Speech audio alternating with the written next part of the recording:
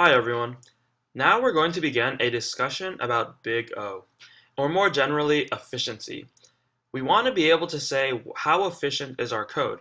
And we've been alluding to this for the last few weeks when we talked about sorting and when we talked about sects and dictionaries.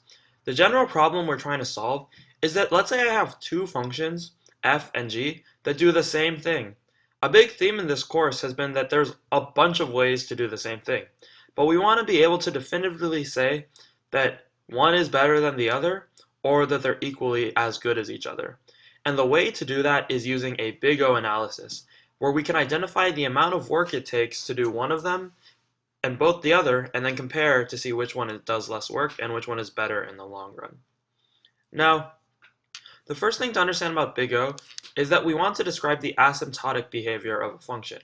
What this means is that we want to be able to say how the function behaves in the long run. Now when we say functions, we mean functions like f of x equals x squared, or f of x equals 5x squared. The way that we get these functions in relation to our actual Python functions is as follows.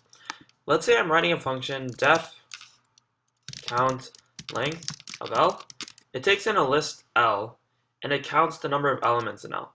So I'm going to say count equals 0 for I in range len of L.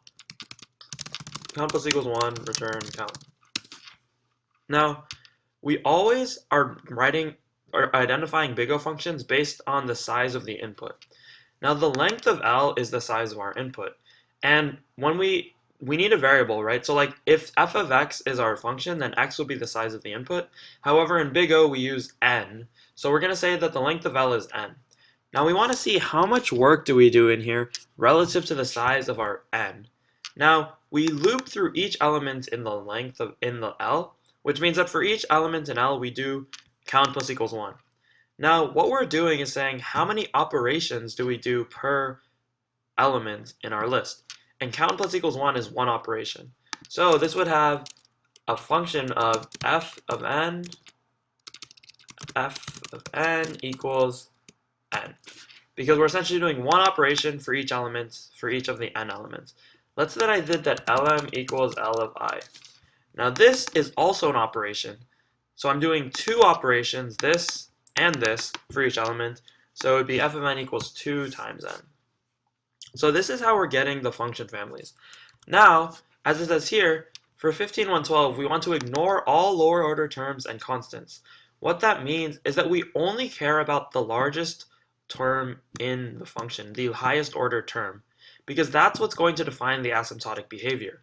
So in this example, while f of n is equal to 2n, that's the function, we know that the big O of n is actually just O of n. Because, well, we'll say big O, because we drop the 2, because we don't care about constants. For these examples, we'll see, for instance, 3n squared minus 2n plus 25. We don't care about the lower order terms, and even though we have 3 in front of the n squared, we don't care about the 3, because in the long run, it's still in the function family of n squared. Here, even with a large constant like 3000, it's still O of n squared.